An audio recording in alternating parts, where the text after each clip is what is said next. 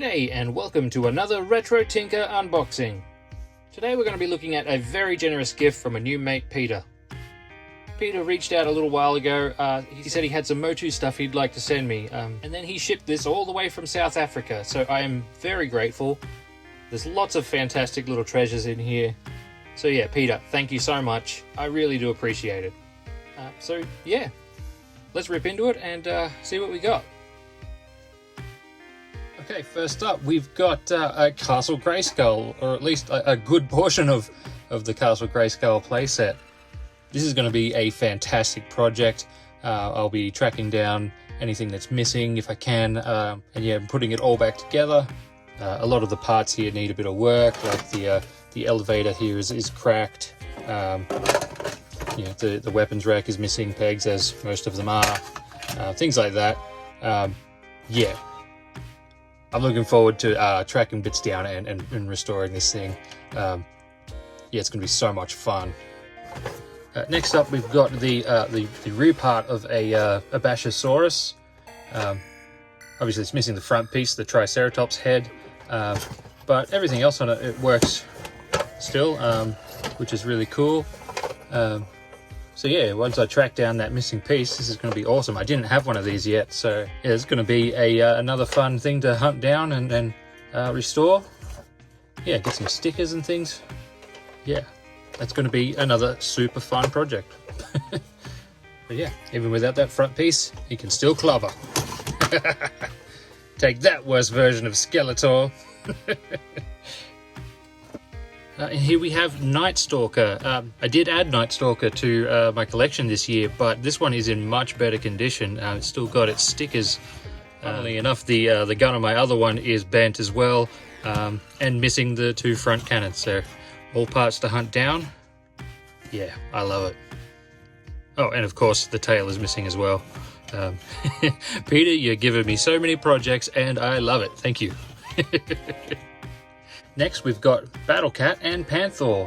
I was particularly psyched to find Battle Cat in there because this is the first time I have got his helmet, his mask. It definitely makes a huge difference to the figure. Yeah, I'm so happy with that. Thanks, mate. Panther's got a little bit of mange around his face and a few other little spots on his body, but overall he's not too bad nick. A big bonus that he's got his saddle too. Could there be any two cooler mounts? I don't think so. And we've got a whole bunch of Motu figures here. I was really psyched to get Trapjaw. I have many Trapjaws, most of them junkers in my collection, but this is the first time out of all of them that I've got the shoulder piece. So I've never had my Trapjaw on my shelf because I was going to try and figure out how to make one. I just never got around to it. So now I'll be able to piece together Trapjaw and get him on my shelf. So yeah, I was really psyched about that. We have Cobra Khan. He's still got his head, which is good. Most of the ones I come across are headless. So yeah, he's just a really cool little figure with this water spraying function. Here's another one I was pretty psyched about, was this Clawful. I do already have Clawful, but this one is the claw-footed variant. The one I have has the Skeletor style feet. So yeah, so now I have the variant. Yeah, that's really awesome. We've got Cyclone, still works really well, and I'm particularly stoked that his stickers on the front. All the ones I've got don't have the sticker. I didn't even know that the sticker was holographic. So yeah, that's so cool. We've got Zodak and his armor, which is in good shape. Obviously I'll replace the leg bands on him, and his arms are really loose, which I haven't had to fix so far. So yeah, that's going to be a fun little project. Yeah, super awesome. We've got a nearly headless Beastman. Once I pop his head back in properly and maybe touch up the paint on his face, yeah, he's going to be a really nice figure. We've got a pretty nice condition Mani faces here. A little bit of playwear here and there, but yeah, he's pretty good. We've got a flatback Too Bad. Yeah, in pretty good nick. His spring function still works really well. Yeah, needs new leg bands, but otherwise in really good shape. We've got Ram Man here. This is the first time I've had one with the little armband intact. Now I know what they look like. That's going to be pretty easy to reproduce on his other wrist. Yeah, that's pretty cool. And his spring's still nice and springy. Yeah.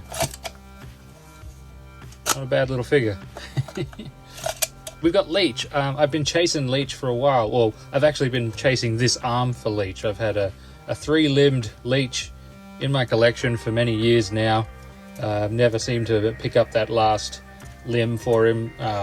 Again, I was starting to think I was going to make a video about making a custom one, which I still might do, but yeah, it's nice having a good, complete, original one. Yeah, and his suction still works. So yeah, that's so cool.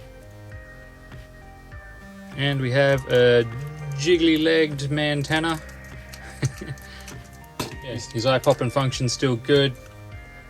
It's a shame about there's so much wear on his eyeballs, but other than that, he's actually in really good shape. I wonder how good my fine motor skills are. Can I actually successfully repaint his eyes a little bit? Who knows? And lastly there, we've just got the front armor piece for Dragon Blaster Skeletor. I haven't managed to get Dragon Blaster Skeletor in my collection yet, so this is a start. And lastly, they weren't all Motu figures.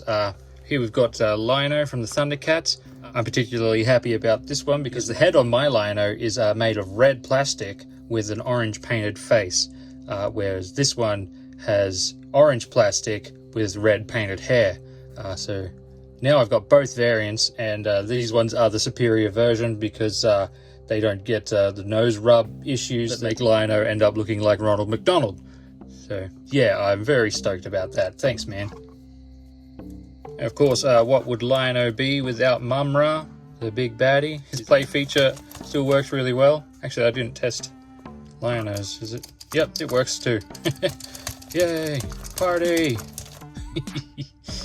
Yeah, two really awesome figures. This chap here, I'm pretty sure, is a villain from the A-Team toy line.